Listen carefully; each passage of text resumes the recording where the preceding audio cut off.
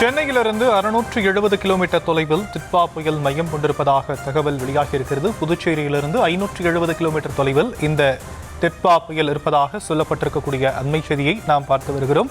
விவரங்களை நம்முடைய செய்தியாளர் வெங்கட்ரமணன் வழங்க நாம் கேட்கலாம். வெங்கட்ரமணன், வங்கக்கடல்ல டிட்வா புயல் உருவாகி இருக்கிறதாக வானிலை ஆய்வு மையம் சொல்லியிருக்கக்கூடிய நிலையில மேலும் என்னென்ன விஷயங்களை குறிப்பிட்டிருக்கிறாங்க?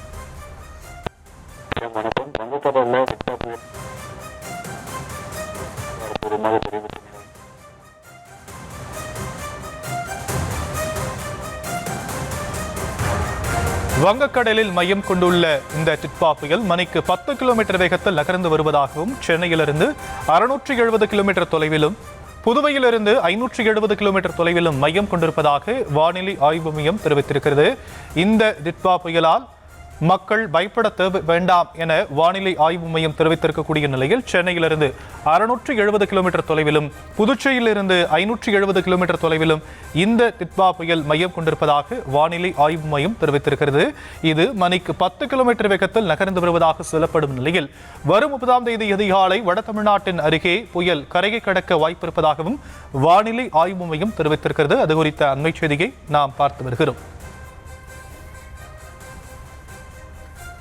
இது பற்றிய மேலும் விவரங்களை செய்தியாளர் வெங்கட்ரமணன் வழங்க நாம் கேட்கலாம். வெங்கட்ரமணன், இந்த டிட்வா புயல் மணிக்கு 10 கிலோமீட்டர் வேகத்தில் நகர்ந்து வருவதாக சொல்லப்பட்டிருக்கு. மேலும் என்னென்ன விவரங்கள் கொடுக்கப்பட்டிருக்கு?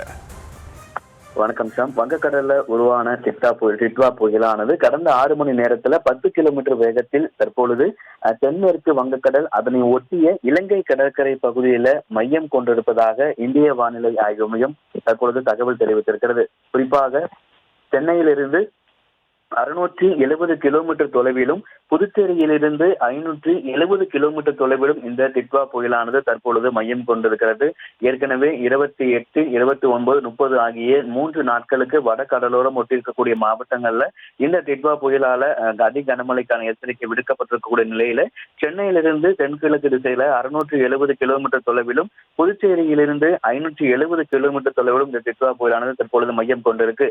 இது இலங்கை கடற்கரை மற்றும் அதனை ஒட்டிய தென்மேற்கு வங்கக்கடல் வழியாக வடமேற்கு நோக்கி நகர்ந்து வருகின்ற 30ஆம் தேதி அதிகாலையில வட தமிழ்நாடு, புதுச்சேரி மற்றும் அதனை ஒட்டிய தெற்கு ஆந்திர பிரதேசம் கடற்கரைக்கு அருகே தென்மேற்கு வங்கக்கடல் பகுதியை அடைய அதிக வாய்ப்பு இருப்பதாக வானிலை ஆய்வு மையம் தெரிவித்திருக்கிறது. இது எந்த பகுதியை கரையை கடக்கக்கூடும் அப்படிங்கிறத அதனுடைய நகர்வுகளை பொறுத்துதான் கணிக்க முடியும் என இன்றைய தினம் செய்தியாளர் சந்திப்பில் கூட தென்மண்டல வானிலை ஆய்வு மைய இயக்குனர் அமுதா அதனை குறிப்பிட்டிருந்தார். அது எந்த திசை நோக்கி செல்கிறது, ஒருவேளை கரையை கடக்க துவங்கும் போது எந்த இடத்துல கரையை கடக்கிறது அப்படிங்கிறத அதனுடைய நகர்வுகளை பொறுத்துதான் தெரிய வரும் என கூறப்பட்ட நிலையில, தற்பொழுது இந்த புயலானது சென்னைக்கு தெற்கு தென்கிழக்கே 670 கிலோமீட்டர் தொலைவில் இந்த டிட்வா புயலானது தற்பொழுது மையம் கொண்டிருக்கிறது.